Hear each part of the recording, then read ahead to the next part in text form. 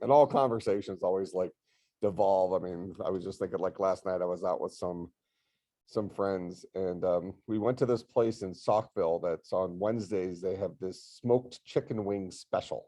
This little tiny bar in Saukville called Declines. Never been there before. And they got a smoker out back. My friends are raving about this. So they were supposed to start having the smoked chicken wings at 6 p.m. Well, we weren't. They finally had 4 orders ready at 6:45. So we were able to get our orders in. We were there till 8:30, and we only saw 6 total orders, including our 4, be available. Like if you're going to have a Wednesday night smoked chicken wing special, you need to kind of have smoked chicken wings, right?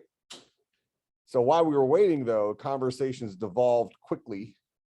And then we got the bartender, and these are conversations we can't have recorded in class. So we're not talking about, well, we're talking of them, but not details. But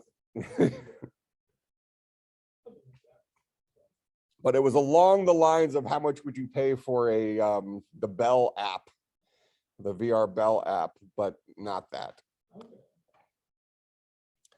So that became a pretty interesting night, but the wings were pretty good, but the orders were too small. I would have ordered like another 2 or 3 orders, but it just wasn't in the cards.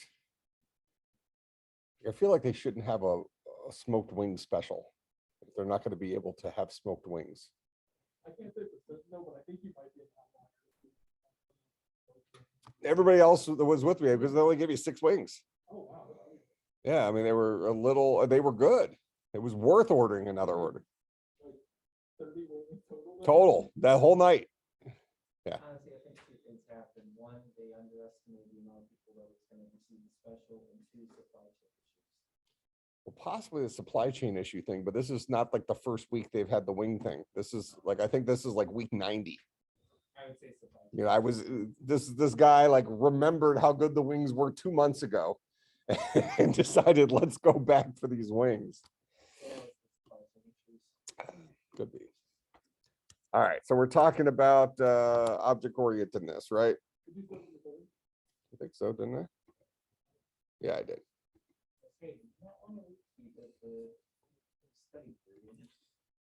Hey, you should have been taking notes.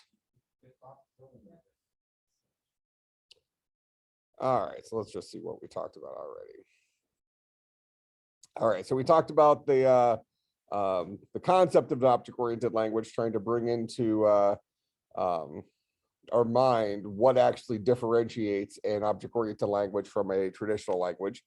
And we decided it's really the idea of having an organizational pod, kind of like our block structure maybe, that allows us to define fields, that allows us to define constructors and define methods.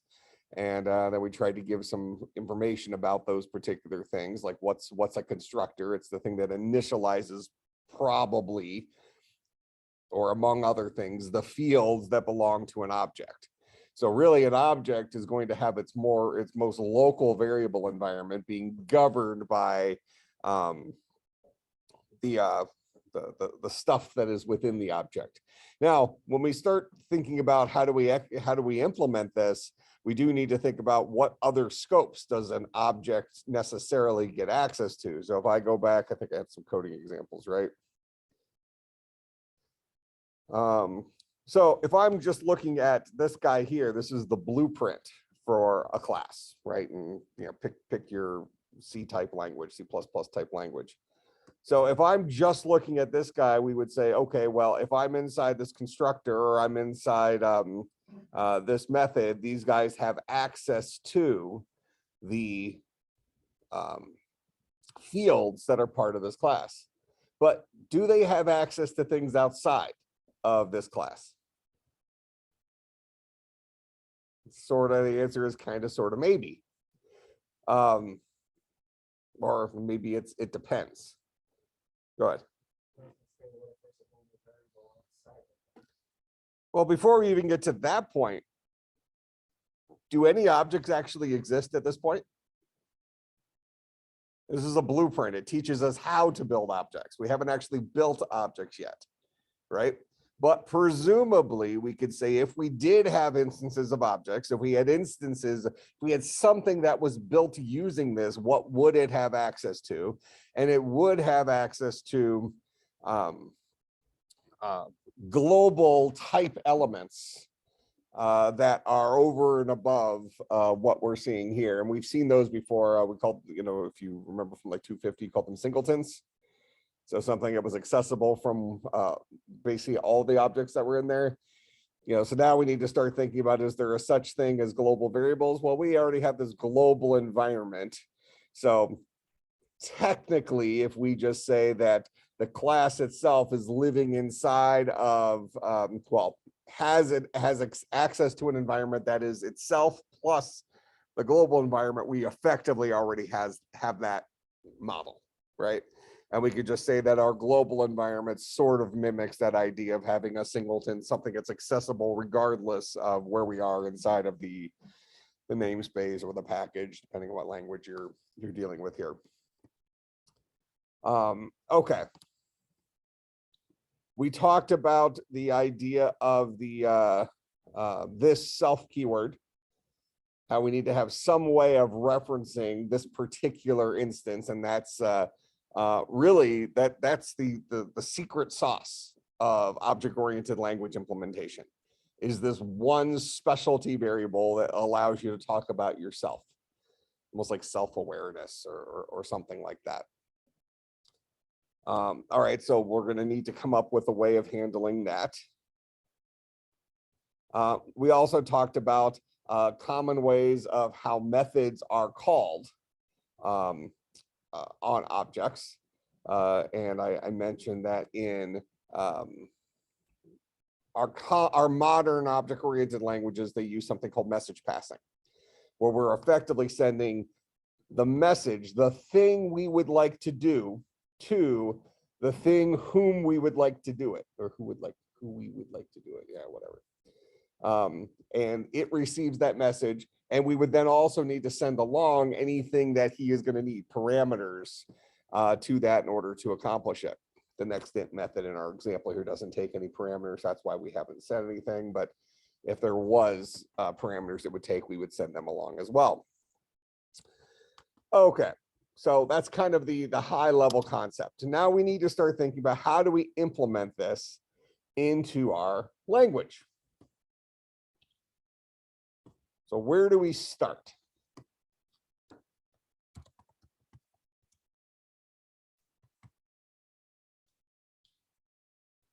Let's start off with the idea of defining a class. We haven't even built one yet. Let's just think about making that blueprint, the equivalent of what I have in this slide. How do I define that as a thing? Then we'll say, how do I create instances of that thing? And then we'll decide, how do I use those instances of that thing? All right. So if I'm trying to create a no-code version of what we're looking at here, what might that guy look like? We got any suggestions on how to get started? Go ahead.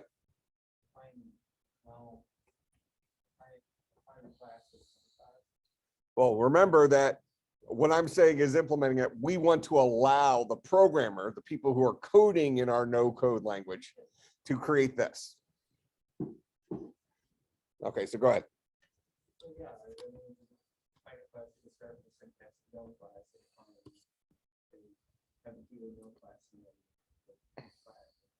Okay, you're saying, are you saying null class, no class? Yeah, no. Okay, tell me about that. Okay, so let me ask you this question. We're going to give you credit and say that you actually stumbled upon the thing I was hoping you to stumble upon, but I don't think you did, but I'm going to give you credit for it anyways. What is the most basic class? And you don't have to think about this in terms of no code or scheme or anything. Just think about it in terms of Java or C#, whatever. What is the simplest class you can think of? Okay, class person empty. Okay, and what's in there? Can it do anything? So let's assume that I'm in Java. And so what he's saying is, where's my person class? He's saying that I can create something along these lines. We'll call this guy a person 2, right? So I can have our person 2 class here.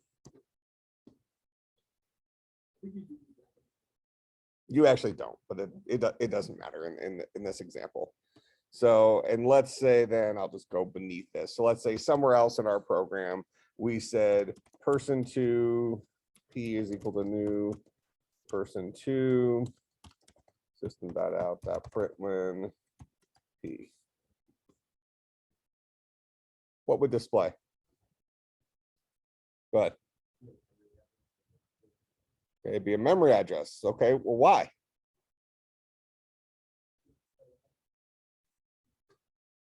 Well, but there's nothing in here. Person 2 is defined as nothing. Nothing. There's nothing to build. Seemingly. But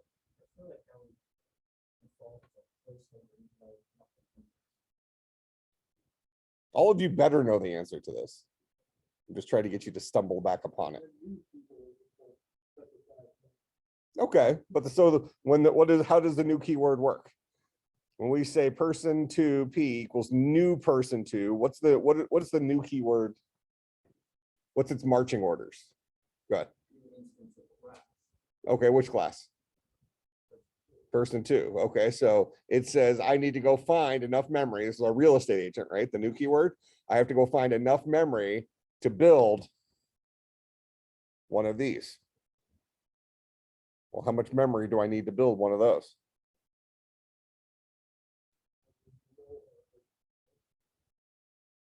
Zero or what? Okay, if we assume a little bit, what's going to be stored in a little bit?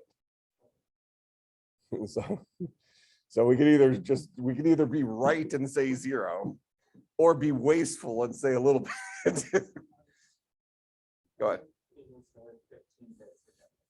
Okay, why? Oh, so you think it's going to store based on the name of it? Well, whatever. Oh, because it's storing the word class too? Yeah. Okay, yeah, no. Yeah, what's at the memory address doesn't necessarily hold identity. The identity is held by the language itself when we have the type. So being a strongly typed language, this variable holds something. What is that something? It's of this type. All right, and this is the actual value. This is the something. And we look at this and say, well, what is this something? And we look at this something and say, this is nothingness. So how do we go and acquire, if you're the real estate agent, if think about this in real life, if I say, okay, you know what, I'm looking for some real estate. It's like, okay, how much land do you need? I don't need any. I don't need any land. Okay. What are you going to build there? Yeah, I have nothing to build. But I need an address. Well, you need some land to have an address. Yeah, I don't need any land. I don't want to pay for it. I don't want to pay for the land. All right. That doesn't make any sense. Right. So in real life, it's like, okay, you have your land. Sign here and give me $500. I'll register it with the county, you know, whatever it is.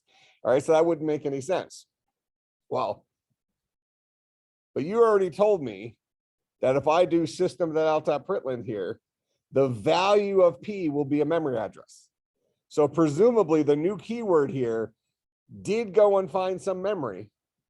How much memory? Enough to hold one of these. But we look at that and say, well, how big is one of those? Seemingly, it's nothing. But is it nothing?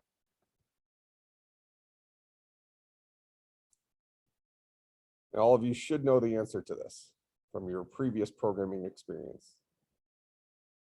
Go ahead. Say what you're going to say.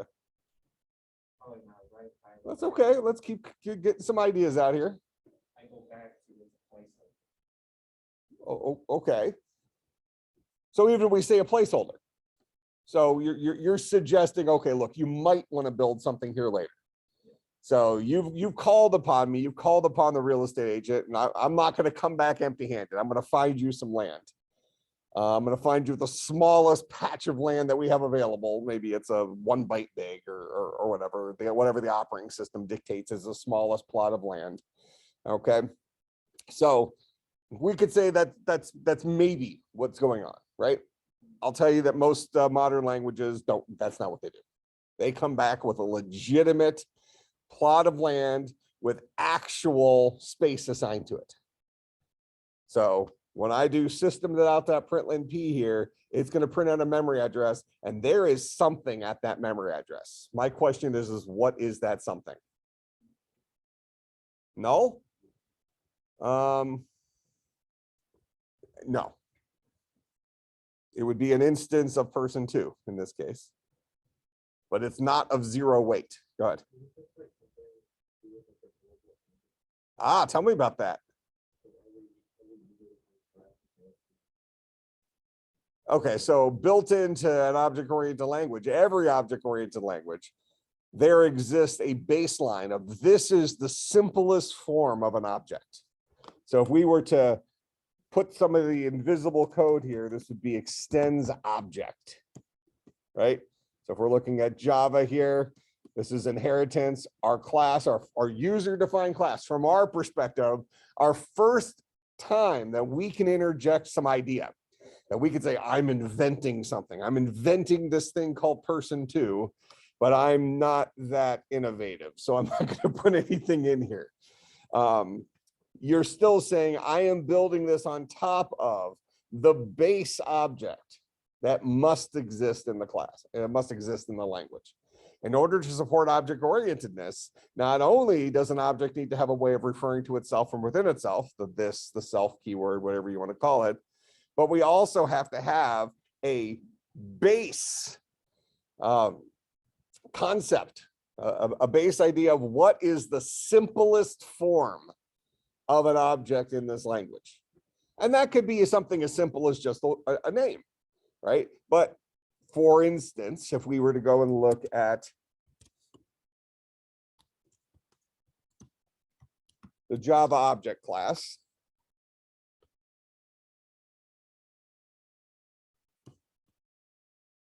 so here's java.lang.object. Notice that this guy doesn't inherit from anything. So he is a primitive built into the language. So we have this class called object. Okay, it's the root of a class hierarchy.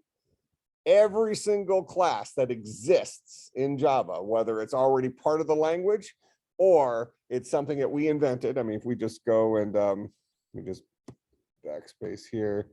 Let's just look at the string class. We know the string class is built into the language. Notice that a string is an object.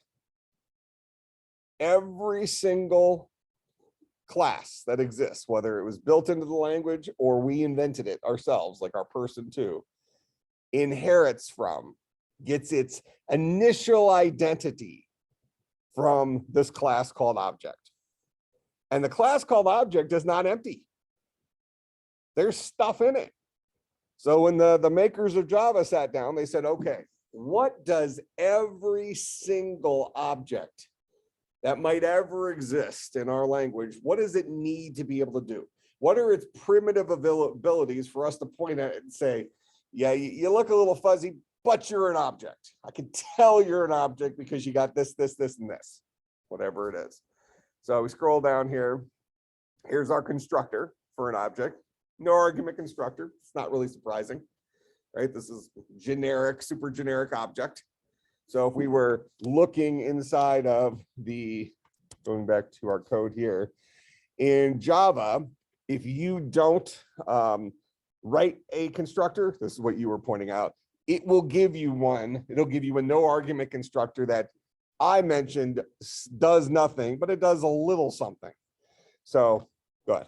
So with that, if you had this right here, with person, it would be a person 2, which effectively is just a generic object in disguise.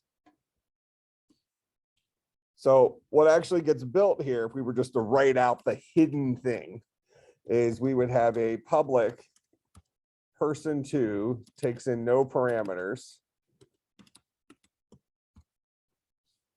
And this guy would call upon the parent. Hold everything. What the heck is this?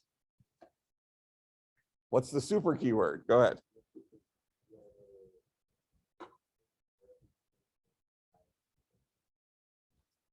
Let me ask it this way.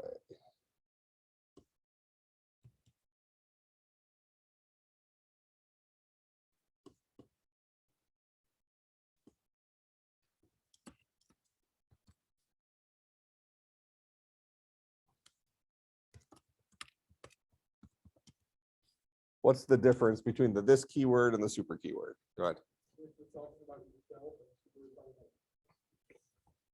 Okay. Specifically, your parent. Okay, not necessarily the highest up, because your grandparent would be super dot super. You typically don't have access to it like that, but if we're just thinking about it at a high level, you know, my parent is super. My parent's parent, my grandparent is super dot super. My great grandparent is super dot super dot super. That allows us to climb the hierarchy. But what's the punchline for us here is that an object-oriented language requires a hierarchy. We can decide where to cut off the ability. So for instance, in a simple object-oriented language, we can say, look, you're allowed to create objects, but you can't create an object and then create another object that inherits from your objects. You can decide I'm just not going to give you the feature of inheritance. You know, in a weird way, inheritance already exists because your most basic object in these languages inherits from the object class, this genericness of a class. So even if I told you up here that, let's just pretend, like we said, Java does not support inheritance. And that might be believable since we don't actually see that phrase right there, extends object. It's not illegal. You could put that in there, it'll work. I'm just saying that if you don't put it in there, it's assumed to be there. It's one of the things that as modern day programmers, we should appreciate about Java, but as early programmers, which at this point, we're not that, right? We're at least intermediate to intermediate/advanced programmers at this point, right? It's not our first rodeo. But certainly if you think about like a CSC470 student and even a 250 student, you know, these are pretty green programmers. And at that point, if they're learning from a language that hides everything from them, they're not seeing what's actually under the hood, right? They're not seeing the behind the scenes stuff that's actually happening. We like power tools as human beings, so we can appreciate a language. I mean, hopefully you've seen this in several classes now, especially when you're dealing with C++ and things like that, that you might say things like, oh, why doesn't this work like Java? Or why doesn't this work like C#? Well, there's a good reason for it. Those languages came out after that guy had fixed some of those problems or made life more convenient, right? You know, the example I usually use is something with like vehicles. Since when I was a kid, and when you started a car, you had to push the gas pedal once. Well, you probably could get away with it if you had driven the car recently, but usually you press the gas pedal once, and that was equivalent, like if you're in an older boat, you got to squeeze the little ball thing to get the fuel going, right? Before you turn the car over, otherwise it would have trouble starting. You had to get a little fuel into the line. All right. Well, you know, now all these cars are fuel injected, right? So when you start turning the key, something magical happens before it actually gets a starter, and it sprays a little stuff into the car. I'm not a car guy, but I know this much, right? That's happening, right? Some fuel's getting thrown in there so that you don't have to hit the little gas pedal beforehand. But what about before we had the starter? We had the automatic starter, that uses the battery to, do that, the equivalent of what you have to do with your lawnmower now, right? You're out there pulling now our lawnmowers have auto starters too, but you know, at some point in your life, you've either done it or seen somebody outside with a lawnmower or a weed whacker or something like that, actually pulling the ripcord, right, to get the thing started. That's the starter. They're the ones doing the work of twisting the engine and getting getting the combustion going. You know, the first explosion is what you're trying to get to happen. So we appreciate in our vehicles today, or if you grew up mowing yards and stuff like that, and you finally got a lawnmower that, you know, had the push button start, something like that, you're like, that's pretty nice. You know, I can imagine. I mean, I have a bad back. That whole ripcord thing does not seem like it's good for my back. I'm good at writing checks while my wife writes the check, you know, so that we just pay somebody and they can hurt their back doing it. You know, but the point is, so that's a convenience too, right? But the idea is that we keep building power tools on top of the primitives. You know, before we had that, you used to go outside your vehicle and there was a crank thing. You had to crank the car to get the engine to turn over. It didn't come with a ripcord, it came with a crank.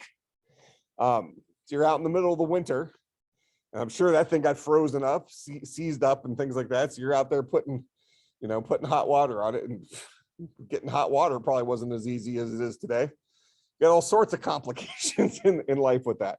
So we keep one-upping stuff, but at some point we can appreciate the stuff that we have today because we sort of, at least at some level, know about how it used to be.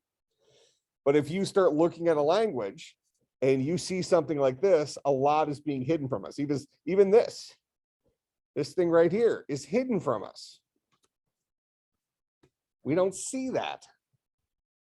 So when we look at that class person two, we see that, oh, this is nothingness. But the reality is there is something there. What's a class person two? Well, it has a constructor that calls upon the parent. Who's the parent? Parent's object. That's what's actually there. So this guy is being built in terms of something else, whatever that something else is. And the constructor, if you don't choose to do anything else, is calling upon the parent's constructor to build the baseline object. Go ahead.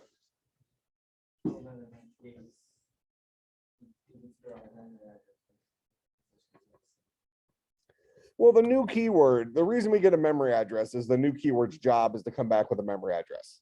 But the new keyword accomplishes their job by saying, okay, I'm going to go find you some memory. How much memory? Enough to hold one of these guys. But at that point in time, we need to be able to assign size. You know, if, like I use the example in real life, you can't go to a real estate agent and say, yeah, I need some land. They say, how much land do you need? I don't need any acreage. What are you going to build there? I'm not going to build anything. I just want land. Well, I can't give you land unless you give me a footprint for how much land you need. We need to have a size, right? So the presumption is that whatever this guy is will be a defined size, an amount of memory that it needs to be a thing. Okay.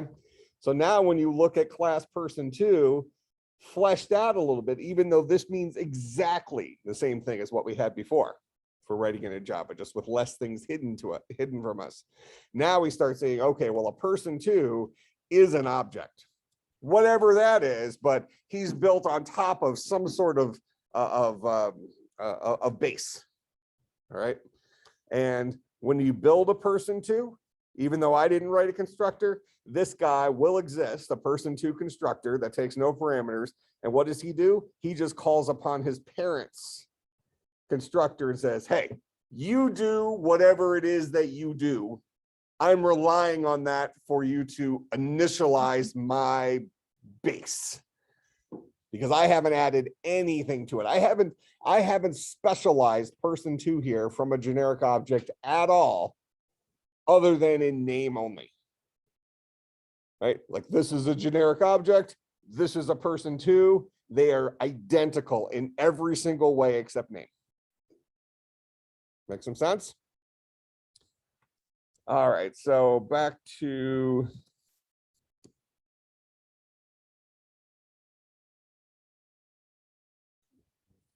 this slide. So the this versus the super keyword. So this is how an object refers to itself from within itself. Super is how an object refers to its parent from within itself. Why do we need to be able to do that? Is it true to say that every single user-defined object has a parent? That's true. Is it true to say that every single user-defined object has all the abilities of its parent? And those abilities are passed on by inheritance. But those abilities, we can think of it like a variable scope. So if we are drawing what our person two looks like here, we have a baseline.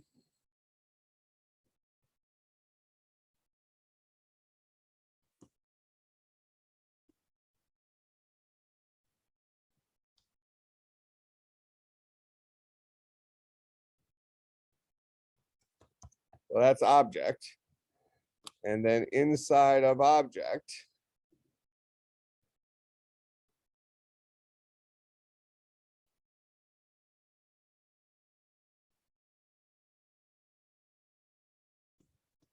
we've now built our person two. Okay, so relative to person two, this keyword is how he talks about himself. Relative to person two, the super keyword is how you talk about object. In our example right here. So from a variable scope perspective, anything variable or method or constructor, so class member perspective, anything inside of object is accessible via person two. But if they're all variables, or in this case, we might say all all class members will resolve to their most local definition, just like a variable, right? So if I have something defined inside of person two, if I have a constructor inside of person two and I talk about a variable or I call a method, it's going to first look inside of person two for that method, right? And only then, if it doesn't find it there, will it bounce up to its next scope and say, well, did object provide me that ability? Make some sense? And if I didn't find it in an object, then we'll scream and say, okay, you tried to do something you shouldn't have been doing. Go ahead. Yeah. Yeah. So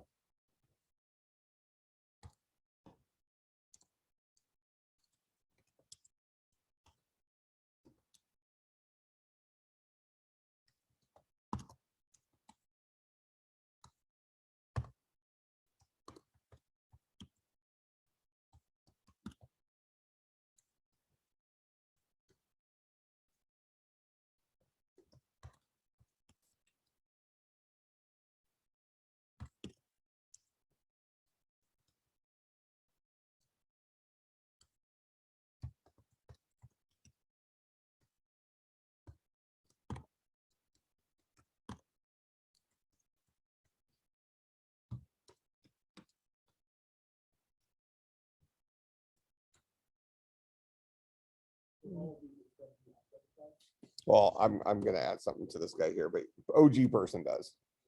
In fact, we'll write it in there to be explicit.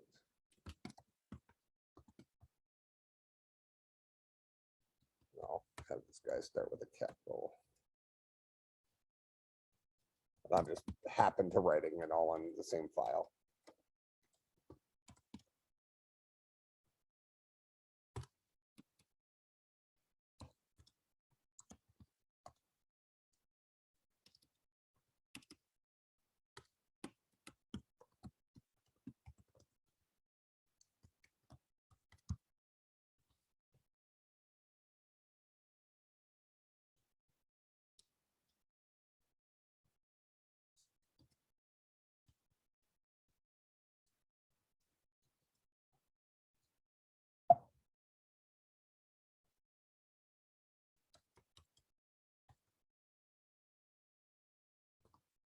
All right, so both of these guys have a method called do something.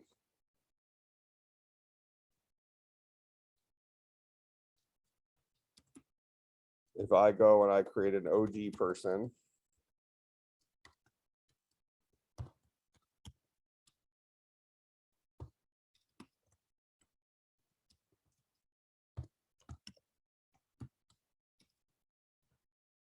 and I created a person 2,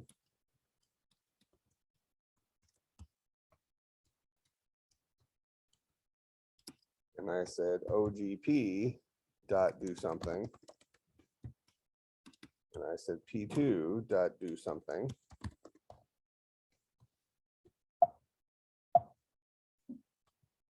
And I need to put these guys inside of a main.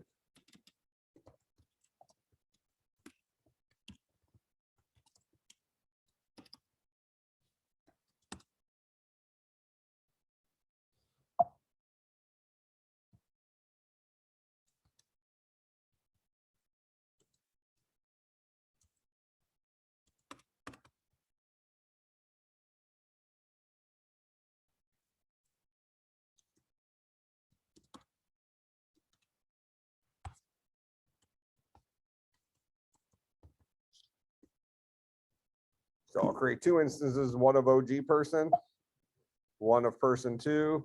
I'll call upon their do something methods, and we should get OGP should say LOL, P2 should say woot. Make sure that's initially the case.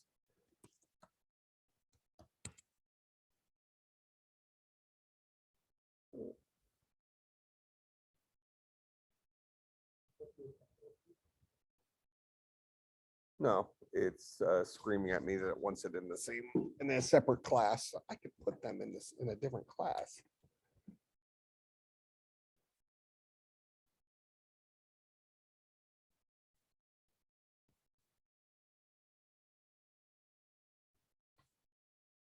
Let me do this.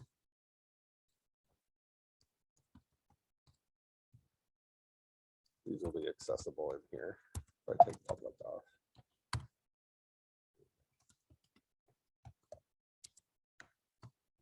So there's my LOL, there's my woot. Makes some sense, right? Go back in here and see why it did that. When I called person 2's do something, it looked first locally inside of person 2. It said, did I find a class member called do something here? The answer is yes, it'll call upon that. The answer is no, it'll bounce up to the next level. So if I come up here and I instead have this guy be called do something else. Now I get an error because OGP doesn't have a do something, right? He'll look locally first. OGP will say, oh, well, I don't see a do something here. Am I out of luck?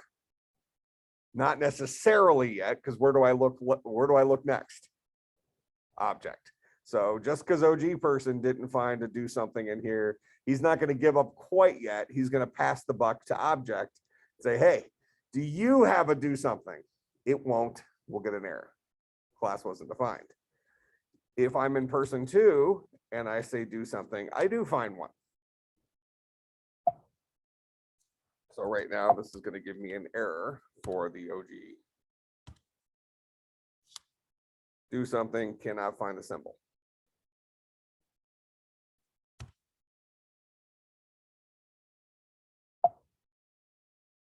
But I can do something else there.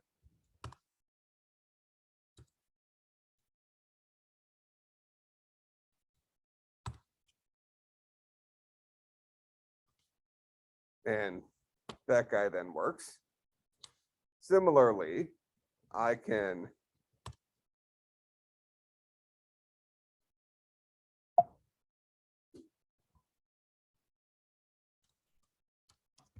tell P2 to call his do something else method, which we did not write in person 2, but that person 2 inherited from his parent. OG person.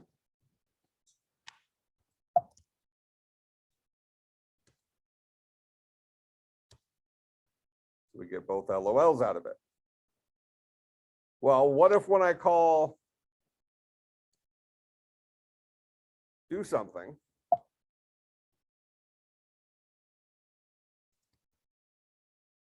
what if when I call P2's do something, not only do I want it to do this, but I also want it to do the thing, the more global thing. And usually the way we would look at that is go back to being called do something. So we're actually seeing that these guys are two separate, they're the same method name, but in two separate classes. So if I wanted OG persons do something to just print out LOL, and I wanted person two's do something to not only print out woot, but also to print out LOL, how could I make that happen? Yep, and you decide which, do I want to do it first or second?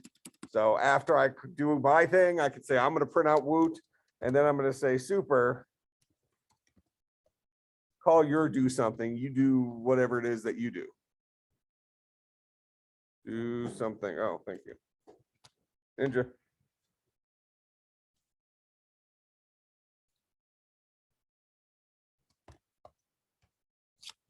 Super dot do something. So when we call do something right here, it will find that member locally inside a person two. So it'll go ahead and start executing here. We'll print out woot, but then we're going to say, hey, go ahead and talk to my parent as well and call their do something.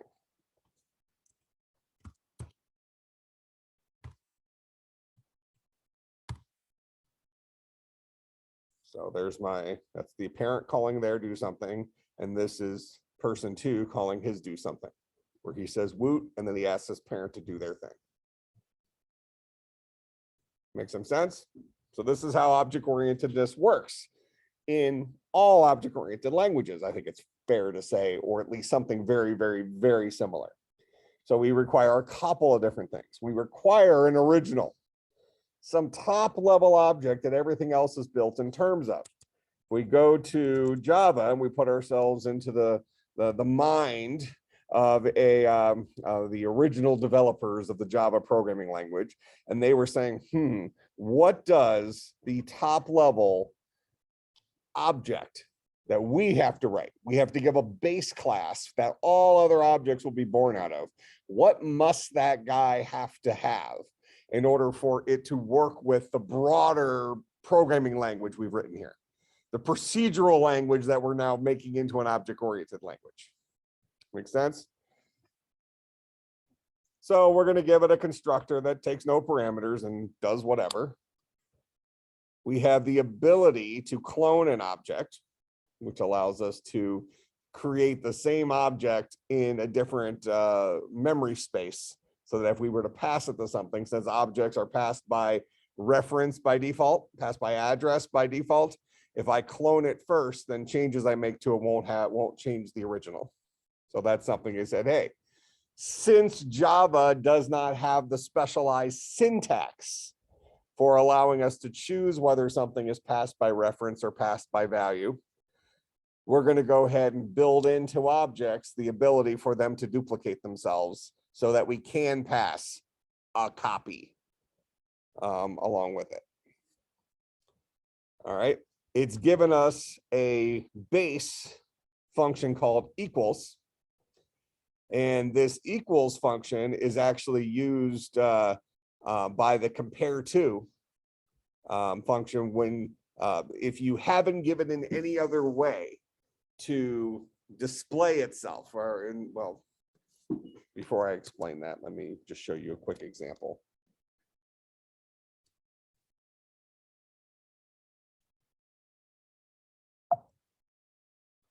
What if I come down here and I say system.out.println OGP, and I say system.out.println P2. What would the output be for those two? memory addresses.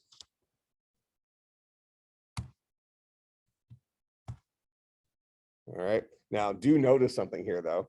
Notice that this memory address knows it's an OG person at this memory address. This memory address knows it's a person 2 at this memory address. So that's actually evidence of a certain function being called. Anybody know what function?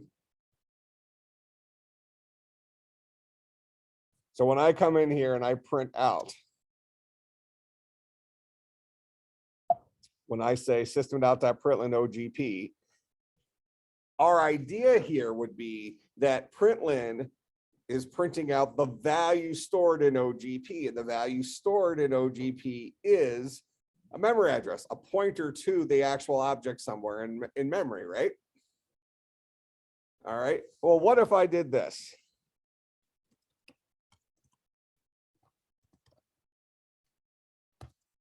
What would print out with that? 5. All right, so in this case, println knows how to print out an int. In this case, it knows how to print out a memory address. Go ahead. Yeah, it is. So let's go down that line. So if I were to go look at println,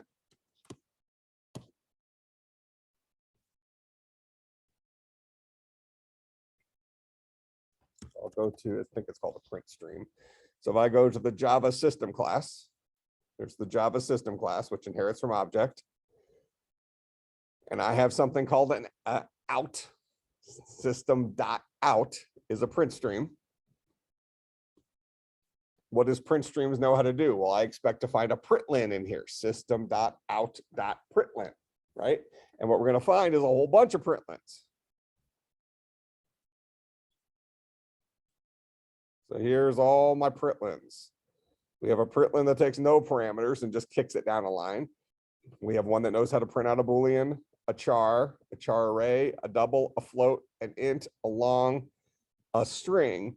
And then we have one that knows how to print a generic object.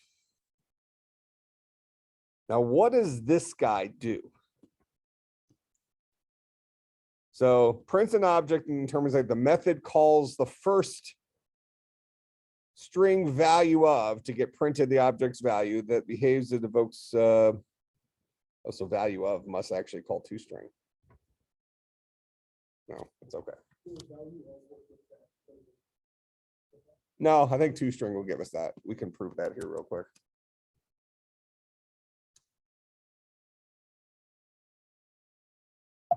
So this goes back down to things that are there, but not actually that we don't actually see.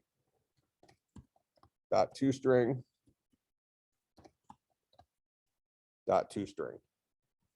So because I'm, well, actually, this is, let me write it first, and you'll see we get the same output. Okay, same output. All right.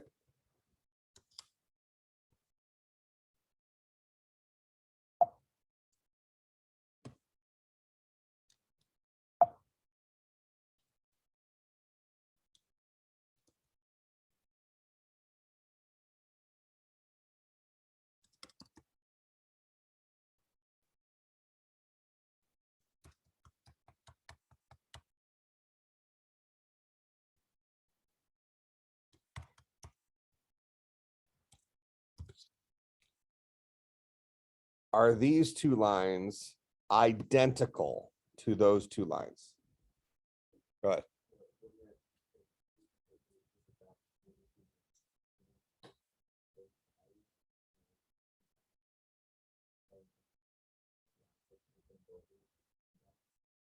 Yeah. So the outputs will be the same. Let's go look at that.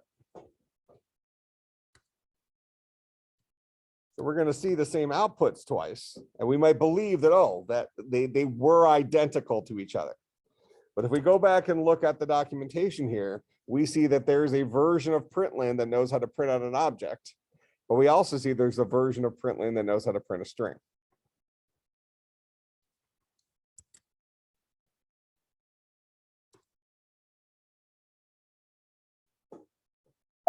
In this case, I'm calling println and I'm passing it an object. So it's going to call the version of println that knows how to, that takes an object as a parameter. In this case, I'm calling println and I'm passing it a string, presumably a string, because it's called toString. It sounds like it probably produces a string. All right. Now we know P2 is a person. Did we write a toString in here? Nope. But he extends OG person. Did we write a toString in here? Nope. So toString must be found in object. So if we go to object, we get two right up here. You know, see the hierarchy here. A print stream is a filter output stream, which is an output stream, which is an object. So we're going to scroll down here. We're going to see that there is a method called toString. Right here, toString returns a string representation of the object, whatever the Java people decided that should look like. Okay, what should the string version of an object look like? And they said, well, if you haven't done anything else special, let's just make it look like a memory address, or be the memory address where we've stored it, in this case, inside the Java virtual machine. And let's go ahead and tack onto the front of it the type of thing this is, because Java has the ability to interject that, because they've created a Java virtual machine to run this. So they're storing two pieces of information: where it's located and what it is there. And that supports its strongly typed nature. So it can determine what kind of value actually lives in that place.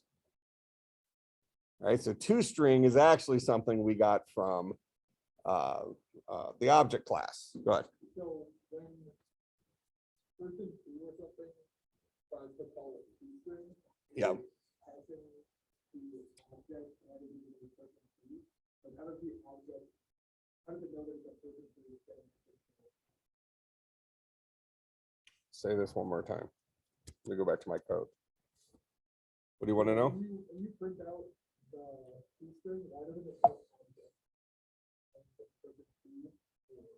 Oh, because it actually is a person too.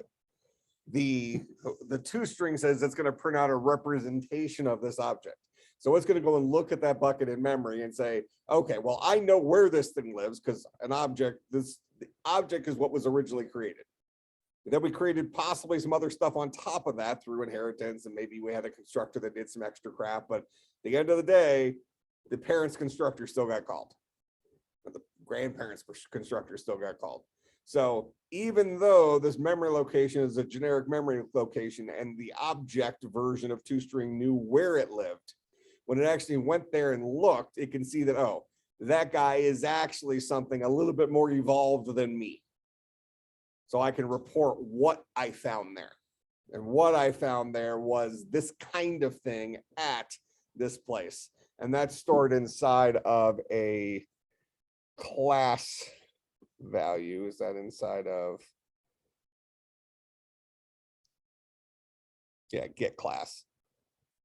So you can get the class of a object, so an object knows what class it belongs to. All right, that makes some sense. So the reality is, even though these two things and these two things had the identical output, they were actually calling different functions. This called the println function that knew how to print out knew how to print out a string.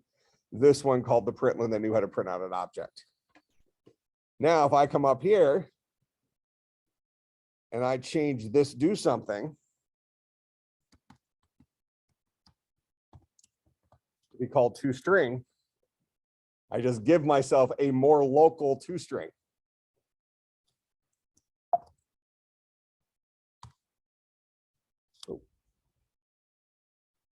Oh, hold on.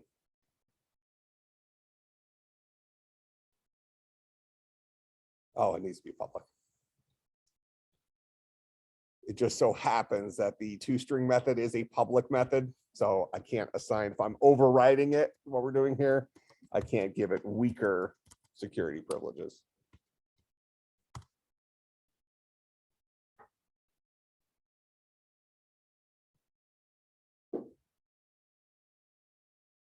Oh, it's not, yeah. If I'm actually making it toString, it's got to return a string.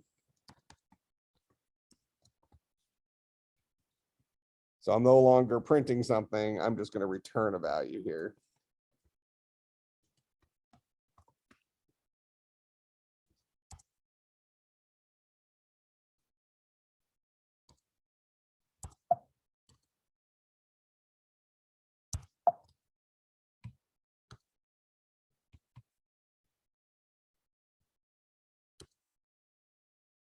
So now we see that in the places where I used to print out, well, I'm still printing out the object.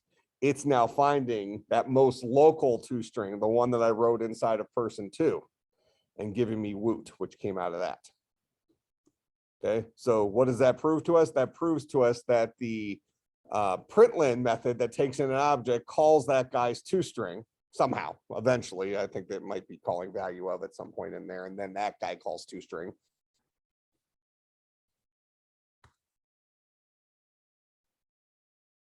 So down here, when I say system.out.println p2, this is calling the know how to print out an object version of println, just like this one's calling the know how to print out an object version of println. OGP does not have a toString, so he's going to go ahead and check with his parent and say, hey, do you know what they're talking about? But person2 does have a toString, so he's going to go ahead and call upon this. Now, I could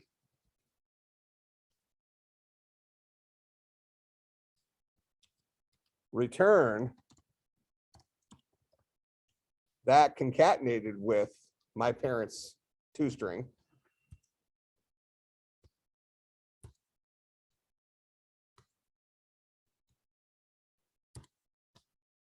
Now we get woot followed by objects version of toString. But notice that the memory, the variable resolution still work the same way, because person2's parent is OG person. So toString here, I'm going to say I'm going to boil down to a string. That's what this guy returns. I'm going to boil down to the string woot concatenated with whatever my parent is able to give me when I ask him to call his toString. Well, his parent is OG person who doesn't find a toString in here. So what does he do? He says, well, I'm going to pass the buck up the chain to my parent, to super.super. And he has a toString, and that's where I got the memory address. So if I try to say super.toString, you're going to say that it doesn't like you calling upon super like that. You can't daisy chain them together. You have to let the normal unfurling of the environment, the variable environment, happen. You call the parent can't find it, they'll call their parent, if they can't find it, so on and so forth. So we don't have the ability to bypass, like my parents, like, I don't want you to do anything, I want grandpa to do it. Go ahead.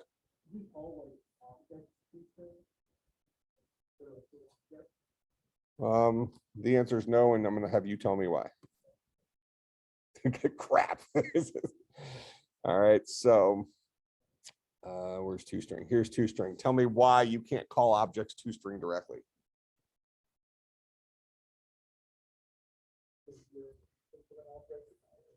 Yeah.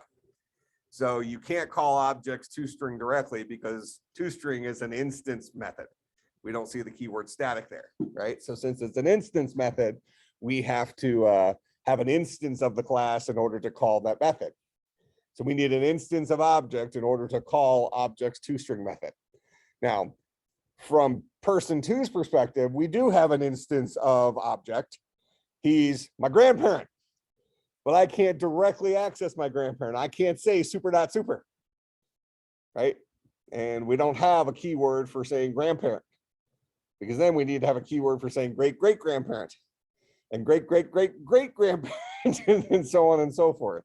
So all I can do is I have to play the game. I have to pass the buck to my parent and say, hey, do this. Maybe you can pass a little code word along with this. As look, I want grandpa to do this. Just, you know, bypass. You know I told you to do it, but you know, I put this little extra thing at the end of it. I give you a second parameter that, you know, just says pass the buck, and then you could do that. but the idea is that object.toString does not exist. You need an instance of an object in order to create a toString. All right, so this makes some sense how an object-oriented language ultimately works. All right, so we need a couple of things in order to make this happen. We need the idea of a base object. And in our no language, we can say that a base object, we were going through here, we're saying what is Java's base object knows how to do. It knows how to clone itself. It knows how to compare itself to other objects. I was saying this is kind of like that toString. So this guy is used by some other things built into the language for comparing itself. Go ahead. If you clone an object, would those two clone each other? No, because it'd be different memory addresses. I wasn't sure if they still have a memory address. Yeah, you're actually making a duplicate of that memory address. And then if you're using the double equal sign for comparing them, they would be that checks the say, are they the same memory address, not the same contents.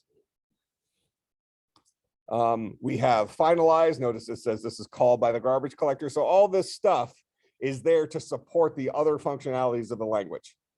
It's like, okay, well, the language needs to support cloning. Somebody's going to ask this guy to be able to compare itself, probably the double equal sign.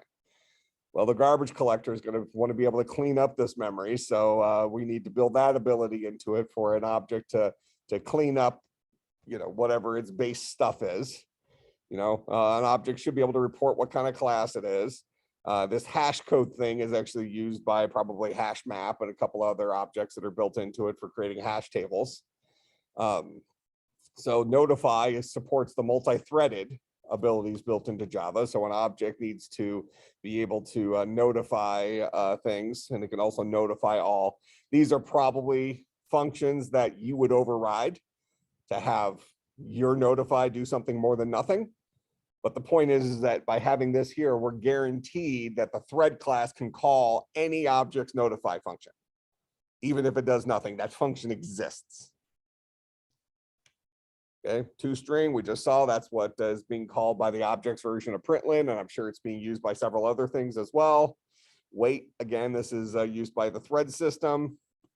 Wait for some amount of time, thread system. This is a more accurate time, still the thread system. But basically, what is an object? An object is all of the stuff that needs to be inside of the most generic object possible to make it compatible with the rest of the language. Now, in our world, what does our generic object need to be?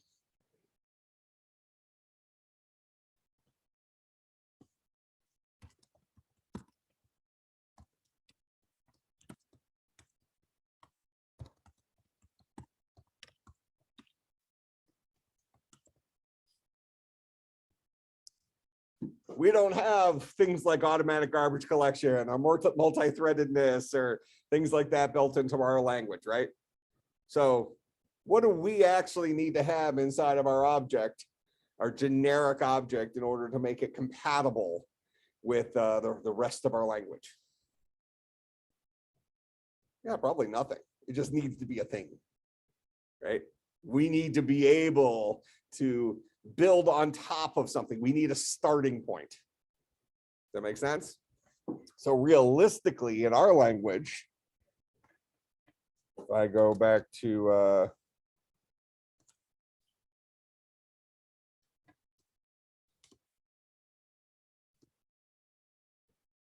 and we could put this up in our we'll call this we'll create a new section. I'll put it at the very top.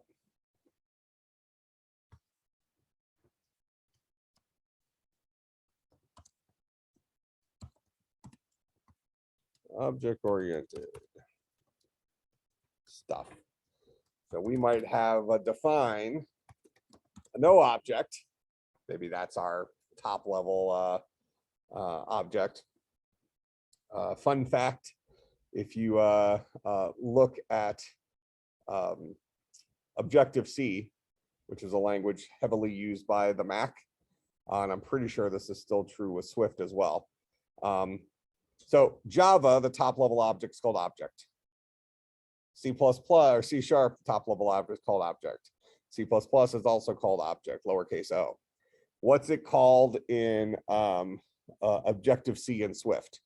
Definitely Objective-C. Must not be called object, otherwise I wouldn't be asking it, right? Called an NS object. Anybody know why it's called NS object?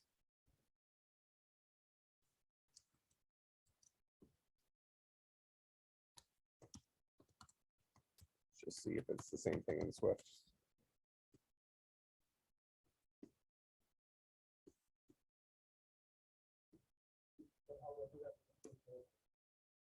Mm-mm.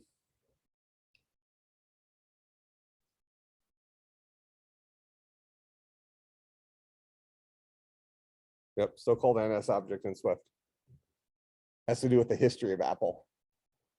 Maybe you heard me tell this story before in another class, but the Apple today is not, Apple died. When they brought back, how did Steve Jobs come back to Apple? Nope.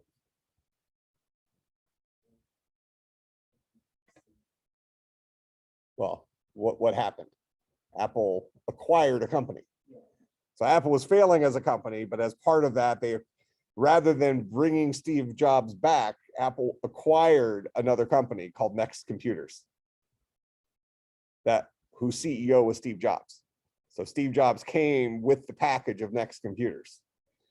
So then they, Steve Jobs was put in as the interim CEO. Later, the iCEO is what they started calling it because he had the iPhone, iPod, iPad, the everything. But when they came out with Mac OS X was a brand new operating system. It was not an extension of Mac OS 9. It was a new operating system. It was based on the next operating system that came with Next Computers, NS Object. So NS Object stands for Next Step Object. So it's programmatic evidence that Apple died a few minutes ago, and today Apple Computers is Next Step with an Apple logo on it. Kind of an interesting history story from a programming language perspective, and it hasn't fallen out yet. We're still keeping, it's almost like an Easter egg in there when every other language calls it object. So in our thing here, we would say define NS object to be a lambda that takes nothing and does nothing. Right? So for homework,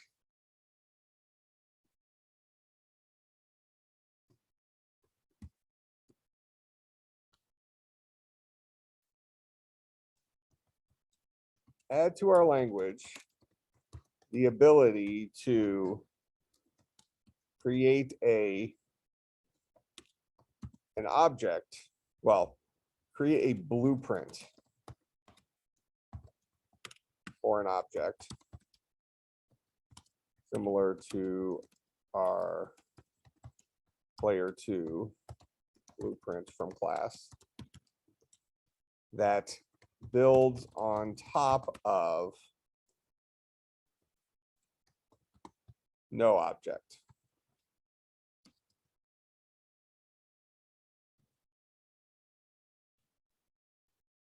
I want to be able to tell you how to test it.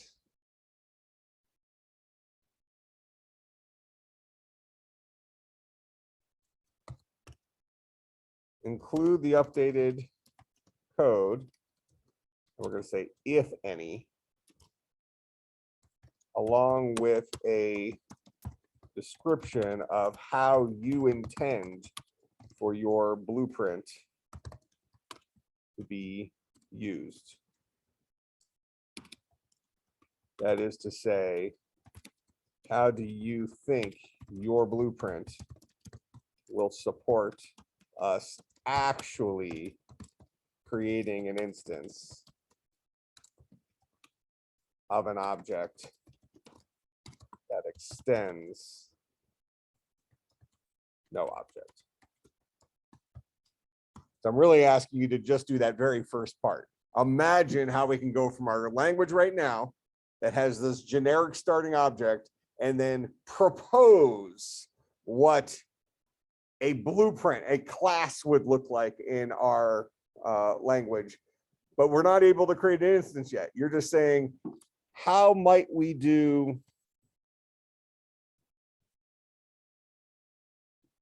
this in our language?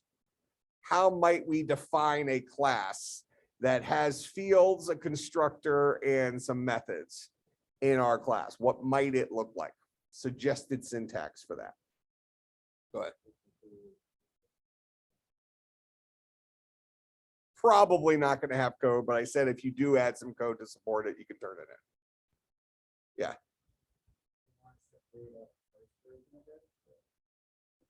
Whatever makes sense to meet the requirements of the assignment. I want a plan. Because what we're going to start with, so I mean, I want you to actually submit the plan for credit, but we're going to start with next class is the conversation of how do we go about doing this? And I don't want it to be crickets. Because every single one of you should have a starting point for a plan. All right, make sense? Questions, comments, concerns, bribes? All right, I will see everybody on Tuesday. Make sure you check Slack. I put up there any information about the senior seminar presentations next Tuesday, Wednesday, Thursday night. Please, please, please set a time in your schedule and come check them out or check some of them out.